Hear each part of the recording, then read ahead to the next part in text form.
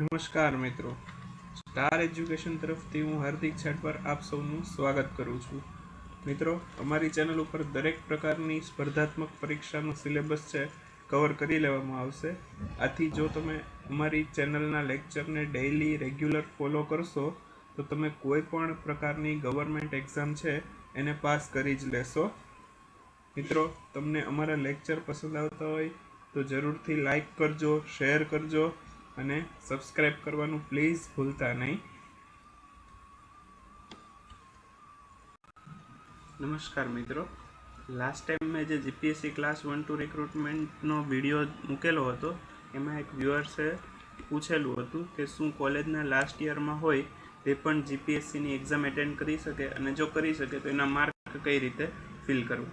તો આજે હું એની જ દરેક ઇન્ફોર્મેશન આપતો એક વિડીયો તમારી સમક્ષ લાવી રહ્યો છું. આ વિડીયોની અંદર તમને બધી જ ઇન્ફોર્મેશન મળી જશે. જે લોકો ગ્રેજ્યુએટ થઈ ગયેલા છે એ લોકોને કઈ રીતે ફોર્મ ભરવું, અને જે અત્યારે ફાઇનલ યરમાં છે એ લોકોને કઈ રીતે ફોર્મ ભરવું, એના વિશે ડિટેલ આપતો આખો એક વિડીયો હું તમારી સમક્ષ લાવી રહ્યો છું. હવે સૌથી પહેલી તો વાત છે કે જીપીએસસીની એક્ઝામ તમે એટેન્ડ કરી શકો છો. લાસ્ટ ફાઇનલ યરમાં અથવા તો છેલ્લા સેમેસ્ટરમાં હોય તો તમે જીપીએસસીની એક્ઝામ એટેન્ડ કરી શકો છો. બરાબર, એના માર્ક કઈ રીતે ફિલ કરવા એ હું તમને અત્યારે સમજાવી દઉં છું. સૌથી પહેલાં આપણે ઓફિશિયલ નોટિફિકેશન જોઈએ. ઓફિશિયલ નોટિફિકેશન છે એમાં જેવું આપેલું છે કે તમે ફાઇનલ યરમાં હોય તો તમે એક્ઝામ એટેન્ડ કરી શકો છો. હવે સૌથી પહેલાં એ ઇન્ફોર્મેશન જોઈ લઈએ.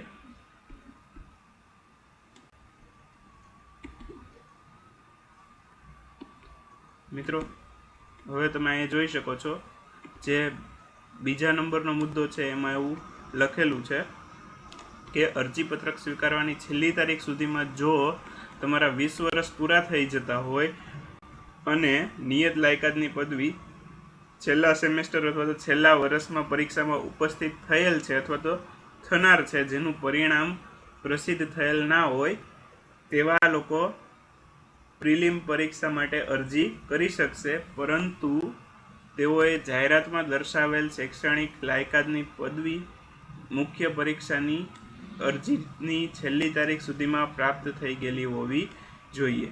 એટલે મિત્રો, આમાં તમે પ્રિલિમ પરીક્ષા પાસ કરશો એટલે જે મેઇન પરીક્ષા છે એ દેવા માટે તમારે ફરીવાર એક એપ્લિકેશન ભરવાની આવશે. એ એપ્લિકેશન ભરવાની છેલ્લી તારીખ સુધીમાં તમને ડિગ્રી મળી જવું જોઈએ અને તમારું રિઝલ્ટ આવી ગયેલું હોવું જોઈએ.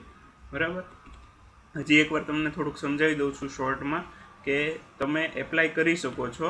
બરાબર, તમે ફાઇનલ યરમાં હોય કે ફાઇનલ સેમેસ્ટરમાં હોય તો તમે જીપીએસસીની પ્રિલિમ પરીક્ષા માટે એપ્લાય કરી શકો છો.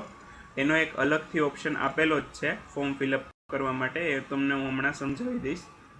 અને તમારું જે રિઝલ્ટ અને પરિણામ છે, જે ડિગ્રી છે, બરાબર, ગ્રેજ્યુએશનની ડિગ્રી તમને મેઇન પરીક્ષાની ફોર્મ ભરવાની છેલ્લી તારીખ સુધીમાં મળી જવી જોઈએ. અને મિત્રો, એ તમને મળી જ જશે, કેમ કે મેઇન પરીક્ષા સપ્ટેમ્બરમાં છે, તો સપ્ટેમ્બર સુધીમાં તમારું બધું રિઝલ્ટ ને બધું ડિક્લેર થઈ જશે. બરાબર, જો સૌથી પહેલાં તો આપણે 31 માર્ચ અત્યારે પ્રિલિમ પરીક્ષાની છેલ્લી તારીખ છે. પ્રિલિમ પરીક્ષાના ફોર્મ ભરવાની છેલ્લી તારીખ 31 છે. બરાબર, એનું પ્રિલિમ પરીક્ષાનું પરિણામ જુલાઈ 2017માં આવશે. ત્યાં સુધીમાં તમારું ગ્રેજ્યુએશનનું તમારું જે અત્યારે લાસ્ટ સેમ કે લાસ્ટ યર ચાલે છે એનું પરિણામ પણ આવી જ ગયેલું હશે. એના પછી મેઇન્સના ફોર્મ ભરાય. બરાબર, સપ્ટેમ્બરમાં એક્ઝામ છે એટલે ઓગસ્ટમાં કે એમ તમારા ફોર્મ ભરાવાનું ચાલુ થઈ જશે. બરાબર, તો હવે આપણે ફોર્મ ફિલઅપ કરવાની વિશેની ડિટેલ જોઈએ. સૌથી પહેલાં ફોર્મ ફિલઅપ કરવા માટે તમારે ઓજસની વેબસાઇટ ખોલવી પડશે. બરાબર, ગૂગલમાં આપણે ઓજસ લખીએ છીએ. હવે આપણે ઓજસની વેબસાઇટ ઉપર ક્લિક કરેલું છે. ત્યારબાદ આ જે એપ્લાય ઓનલાઈન છે એની ટેબ ઉપર ક્લિક કરવાનું. ત્યારબાદ આમાંથી જીપીએસસી સિલેક્ટ કરવાનું. હવે અહીંયા તમને આ જે પોઈન્ટ છે આમાં તમારે જીપીએસસીનું ફોર્મ ભરવા માટે એપ્લાયના ઉપર ક્લિક કરવાનું છે. બરાબર, એપ્લાયના ઉપર ક્લિક કરશો એટલે એક આખું અલગથી ફોર્મ ખુલશે.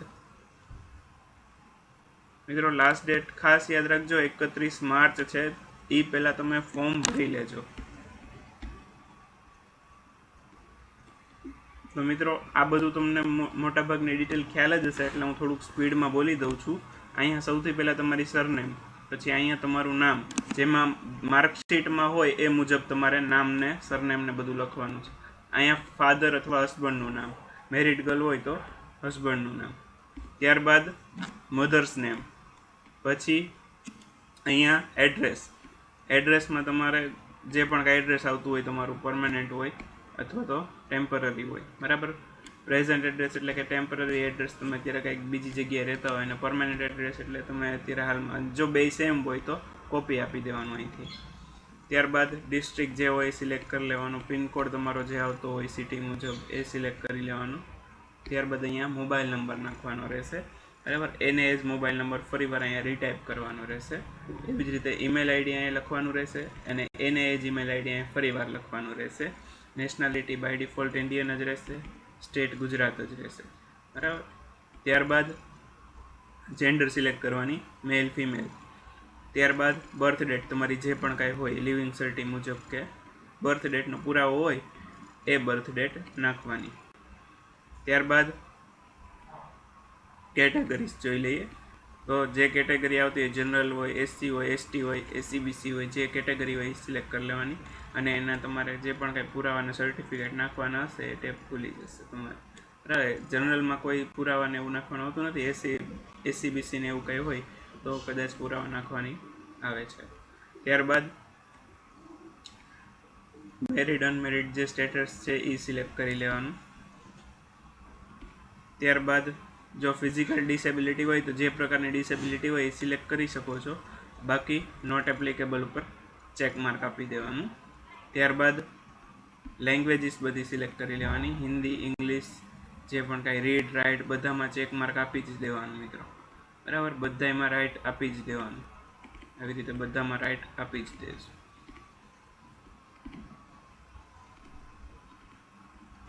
બરાબર છે મિત્રો. આવી રીતે બધામાં રાઇટ આપી દો. હવે મેઇન વસ્તુ છે ક્વોલિફિકેશન જોઈએ આપણે, બરાબર. સૌથી પહેલાં આપણે વાત કરીએ છીએ જે લોકો ગ્રેજ્યુએટ થઈ ગયેલા છે એ લોકોને કઈ રીતે ફોર્મ ભરવું, બરાબર. તો જે લોકોનું ગ્રેજ્યુએશન પૂરું થઈ ગયેલું છે, જેની આગળ સર્ટિફિકેટ છે અત્યારે, બરાબર, એ લોકોએ એની ગ્રેજ્યુએટ ઉપર ક્લિક કરવાનું. અહીંયા તમારા જે પર્સન્ટેજ હોય તમારા ડિગ્રી સર્ટિફિકેટમાં આપેલા હોય, ગ્રેડ હોય, પર્સન્ટેજ હોય, પર્સન્ટાઇલ હોય, જે પણ કાંઈ હોય એ તમારે અહીંયા ફિલ કરવાનું રહેશે. મોટે ભાગે બધાને પર્સન્ટેજ જ હોય છે. માની લો કે કોઈને 70 કે 72% છે તો 72 લખી નાખ્યા, બરાબર. ત્યારબાદ તમને યુનિવર્સિટીમાંથી ગ્રેડ પ્રોવાઈડ કરવામાં આવતો હોય તો જે ગ્રેડ આવેલો હોય A B C જે પણ કાંઈ ગ્રેડ હોય એ સિલેક્ટ કરી લેવાનું, બરાબર. અથવા જો ગ્રેડ તમને આપેલો ના હોય, તમારી યુનિવર્સિટીમાં ગ્રેડ પ્રોવાઈડ જ નથી કરતા, તો નોટ એપ્લિકેબલ NA ઉપર ક્લિક કરી દેવાનું. તમારી યુનિવર્સિટીમાં તમને ગ્રેડ નથી આપતા, કોઈ પણ પ્રકારનો ગ્રેડ આપેલો નથી તમને, A B C કાંઈ પણ ગ્રેડ ખબર જ નથી આપણને, તો નોટ એપ્લિકેબલ ઉપર ક્લિક કરી દેવાનું.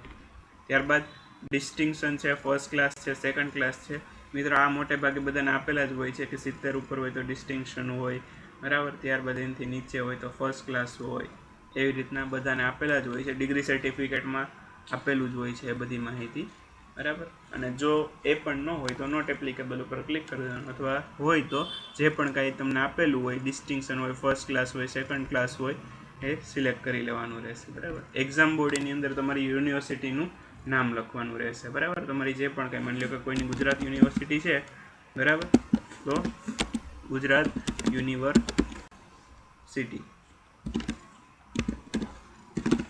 બરાબર. ત્યારબાદ સ્ટેટમાં ગુજરાત. ત્યારબાદ પાસિંગ યરમાં જે પણ કાંઈ તમારું પાસિંગ યર હોય, 15 હોય, 16 હોય, બરાબર. જે પણ કાંઈ પાસિંગ યર હોય તમારું પાસિંગ યર લખી નાખવાનું રહેશે, બરાબર. હવે વાત કરીએ આપણે જે લોકો અત્યારે ફાઇનલ યરમાં છે અને એનું રિઝલ્ટ આવવાનું હજી બાકી છે, બરાબર. હવે એવા મિત્રો માટે વાત કરીએ છીએ કે જેનું રિઝલ્ટ આવવાનું બાકી છે અને ફાઇનલ યરમાં હજી એક્ઝામ પણ નથી આવી, તો એ લોકોને ફોર્મ કઈ રીતે ભરવું, તો એ લોકો માટે અલગથી ઓપ્શન આપેલો છે, appear for last year, otherwise last semester of graduation result awaited આવો એક અલગથી ઓપ્શન જીપીએસસીના ફોર્મ્સની અંદર જ આપેલો છે, એ સિલેક્ટ કરવાનો રહેશે.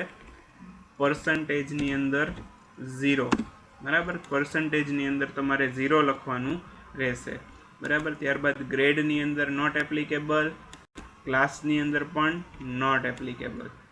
અને યુનિવર્સિટી તમને ખ્યાલ હશે કે તમે કઈ યુનિવર્સિટીમાં ભણો છો, એટલે યુનિવર્સિટી લખી નાખવાની, સ્ટેટ પણ લખી નાખવાનું, અને પાસિંગ યર કમ્પલસરી 2007 રહેશે, બરાબર. કેમ કે તમે લાસ્ટ યરમાં હોય તો તમે અત્યારે 2017માં જ ક્લિયર કરવાના છો એક્ઝામ, એટલે પાસિંગ યર તમારું 2017 જ લખવાનું રહેશે. પર્સન્ટેજની અંદર તમારે શું લખવાનું રહેશે, ખાસ યાદ રાખજો મિત્રો, 0 લખવાનું રહેશે. કેમ કે તમારું રિઝલ્ટ હજી ફાઇનલ રિઝલ્ટ નથી આવેલું, એટલે એમાં 0 લખવાનું રહેશે. મિત્રો, આ માહિતી છે મેં હેલ્પલાઇન ઉપર ફોન કરીને પૂછેલી છે, એટલે તમે બેફિકર રહીને ફોર્મ ફિલઅપ કરી દેજો. ઓકે મિત્રો, હજી એકવાર રિપીટ કરી દઉં છું કે જે ફાઇનલ યર ફાઇનલ સેમેસ્ટરમાં છે એના માટે અલગથી એક ઓપ્શન આવો આપેલો છે, appear for last year last semester of graduation result awaited. પર્સન્ટેજની અંદર તમારે 0 જ લખવાનું રહેશે, ગ્રેડની અંદર નોટ એપ્લિકેબલ, ક્લાસની અંદર પણ નોટ એપ્લિકેબલ. એક્ઝામ બોર્ડિંગ જે પણ કંઈ તમારી યુનિવર્સિટી હોય તો એ યુનિવર્સિટી લખી નાખવાની રહેશે, બરાબર. સ્ટેટમાં ગુજરાત, અને પાસિંગ યર કમ્પલસરી 2017 લખવાનું રહેશે, બરાબર. ત્યારબાદ અહીંયા યસ ઉપર ક્લિક કરી દેવાનું અને સેવ આપી દેશો એટલે તમારું ફોર્મ ફિલઅપ થઈ જશે.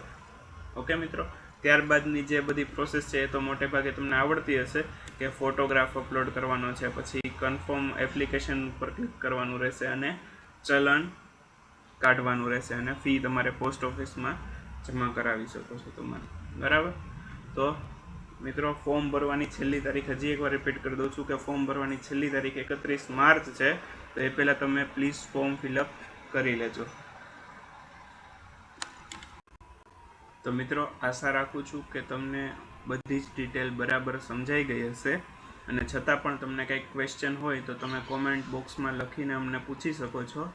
અને મિત્રો, તમે અમારો વિડીયો તમને પસંદ આવતો હોય તો જરૂરથી વધુને વધુ લોકો સુધી શેર કરજો, લાઈક કરજો, અને નીચે આપેલું સબસ્ક્રાઈબ બટન છે એને ક્લિક કરવાનું પ્લીઝ ભૂલતા નહીં.